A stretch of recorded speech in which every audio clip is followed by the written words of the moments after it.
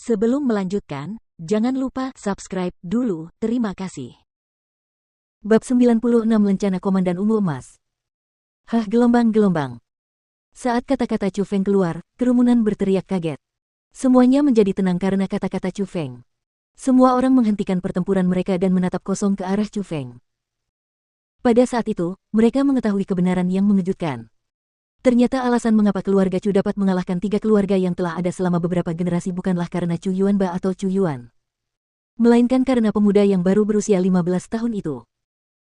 Bagaimanapun, tidak peduli seberapa kuat kekuatan Chu Yuanba, menurut pemahaman orang-orang, kekuatannya tidak jauh dari kekuatan 3 kepala keluarga lainnya. Adapun Chu Yuan, mereka sudah melihat kekuatannya dan itu lebih rendah dari Chu Yuanba. Adapun kekuatan Chu Feng, mereka telah melihatnya sendiri. Kekuatannya begitu kuat sehingga mustahil bagi mereka untuk menerimanya. Pada saat itu, kebanyakan orang membuka mata dan mulut mereka lebar-lebar. Mereka merasa tidak tahu harus berbuat apa karena mereka tidak dapat menerima bahwa Chu Feng memiliki kekuatan yang begitu kuat. Seorang pemuda yang baru berusia 15 tahun dapat dengan mudah memenggal kepala orang-orang kuat yang berada di level 1 alam origin. Itu seperti cerita fantasi, tetapi ketika semua itu terjadi, mereka tidak punya pilihan selain menerimanya. Yang perlu mereka lakukan bukanlah menunjukkan keterkejutan. Itu adalah melakukan pilihan. Keluarga Tian, saya setuju dengan pandangan keluarga Chu. Mulai hari ini, kami bersedia mengikuti aturan yang ditetapkan oleh keluarga Chu dan mendengarkan perintah keluarga Chu. Seseorang mengambil inisiatif untuk menyatakan posisi mereka. Itu adalah kekuatan yang memiliki hubungan persahabatan dengan keluarga Chu sebelumnya. Keluarga Kiaoku juga bersedia mengikuti keluarga Chu. Setelah itu, kekuatan yang tetap netral mulai menyerah kepada keluarga Chu. Pada akhirnya, bahkan mereka yang menentang keluarga Chu, kekuatan yang menyerang keluarga Chu semuanya memilih untuk menyerah kepada keluarga Chu. Bukan karena mereka bersedia, hanya saja di hadapan kekuatan absolut Chu Feng, mereka tidak punya pilihan. Tidak seorang pun tahu seberapa kuat Chu Feng sebenarnya. Namun, dia dengan mudah memenggal 2 orang yang berada di level 1 alam origin adalah fakta yang tak terbantahkan. Dia menjadi murid sekolah Azure Dragon juga merupakan fakta yang tak terbantahkan. Jadi, semua orang tahu, selama keluarga Chu memiliki Chu Feng, tidak ada yang bisa menentang keluarga Chu di daerah pegunungan. Pemuda itu benar-benar terlalu menakutkan. Bahkan jika mereka mendengar nama-nama orang jenius, mereka tidak pernah melihat sendiri seorang jenius sejati. Namun, hari ini mata mereka terbuka.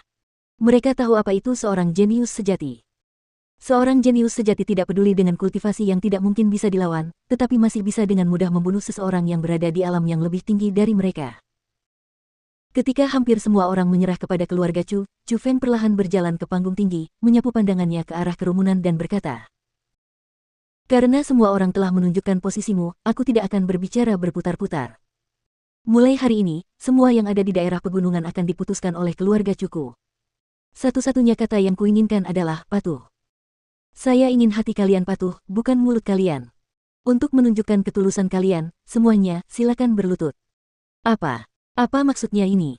Mendengar perkataan Chu Feng, kerumunan itu terus-menerus terkejut dan tidak tahu harus berbuat apa. Apakah aku tidak menjelaskannya dengan jelas? Aku akan menekankannya sekali lagi. Aku ingin kalian semua berlutut.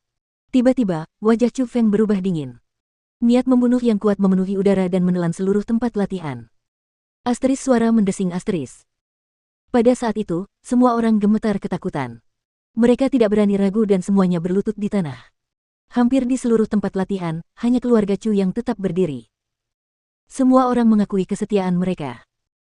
Tidak peduli apakah mereka adalah orang-orang yang bersahabat dengan keluarga Chu, atau yang netral, atau yang menyerang keluarga Chu, atau bahkan keluarga Zhao dan Li yang memenggal kepala-kepala keluarga mereka, semuanya berlutut. Bukan karena mereka tidak punya harga diri, tetapi karena mereka harus mengorbankan harga diri mereka saat menghadapi ancaman kematian.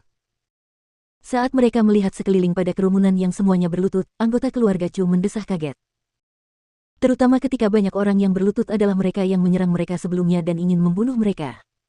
Dengan sekejap, mereka malah berlutut di depan mereka. Sungguh sulit dipercaya.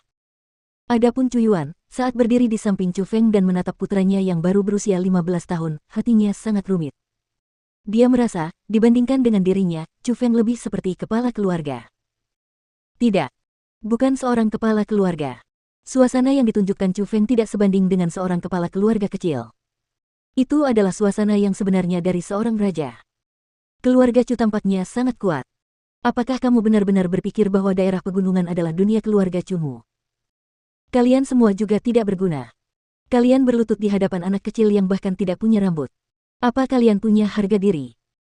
Namun tepat pada saat itu, sebuah suara yang jelas tiba-tiba terdengar. Melihat ke atas, sekelompok orang perlahan berjalan ke tempat latihan. Orang yang berbicara adalah seorang pria tua yang cukup cakap. Semua orang mengenali sekelompok orang yang masuk. Itu adalah kekuatan di daerah pegunungan yang disebut kantor pengawal harimau ganas. Orang tua yang cakap itu adalah manajer kantor pengawal dan semua orang memanggilnya Manajer Lin. Manajer Lin berasal dari keluarga asing. Dengan kekuatannya di alam roh tingkat 9, ia memimpin bawahannya untuk mengawal berbagai barang untuk keluarga dan memperoleh sebidang tanah di daerah pegunungan. Namun, dibandingkan dengan keluarga Chu, kantor pengawal harimau ganas masih lebih rendah kelasnya. Biasanya, dia akan sangat sopan kepada keluarga Chu. Namun, dia berani mengatakan semua itu hari ini. Itu sangat membingungkan semua orang. Bajingan. Seorang penduduk desa biasa berani mengatakan kata-kata ini. Sepertinya kau sudah bosan hidup. Benar sekali. Kau hanya ingin mati jika tidak mematuhi keluarga Chu. Pada saat itu, bahkan sebelum keluarga Chu sempat berbicara, berbagai kekuatan yang menyerah kepada keluarga Chu meledak terlebih dahulu. Mereka dengan marah menyerbu ke arah orang-orang dari kantor pengawal harimau ganas. Tentu saja, mereka ingin mendapatkan kesan yang baik dari keluarga Chu. Bagaimanapun, keluarga Chu yang menyatukan daerah pegunungan sudah terbentuk. Selama Chu Feng ada di sana, kemungkinan bagi keluarga Chu di masa depan bisa dikatakan tidak terbatas. Pada saat ini, inilah saat terbaik untuk menjilat sepatu bot keluarga Chu. Namun, menghadapi kerumunan yang penuh dengan niat membunuh sambil bergegas ke arahnya, Manajer Lin itu tidak takut sedikit pun. Dia mengeluarkan lencana komando dari sakunya, mengangkatnya tinggi-tinggi, lalu berkata dengan keras, "Saya memiliki lencana komando ungu emas di sini. Siapa yang berani menyentuh saya?" "Apa? Lencana komandan ungu emas?" "TN, saya benar-benar tidak tahu terjemahan yang lebih baik selain lencana, tetapi berikut beberapa gambarnya untuk ide yang lebih umum." Mendengar kata-kata itu, semua orang sangat terkejut. Orang-orang yang awalnya penuh dengan niat membunuh langsung menghentikan langkah mereka dan memfokuskan pandangan mereka pada lencana komando.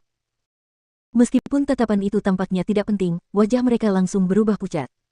Ketakutan tak berbentuk melonjak ke dalam hati mereka. Belum lagi mereka tidak punya niat lagi untuk menyakiti kantor pengawal harimau ganas, beberapa orang sudah mulai mundur. 500 mil di luar daerah pegunungan, ada sebuah kota yang disebut Kota Ungu Emas. Kekuatan kota itu cukup kuat dan seluruh tanah dalam radius 1000 mil direbut oleh kota itu. Kota itu adalah penguasa sebenarnya dari daerah pegunungan. Namun karena letaknya yang cukup jauh dan tidak banyak sumber daya di wilayah pegunungan tersebut, maka kota emas ungu tidak mengelola wilayah pegunungan tersebut sehingga banyak keluarga yang mendominasi. Adapun lencana komandan ungu emas, hanya para pembantu terpercaya dari penguasa kota ungu emas yang memilikinya.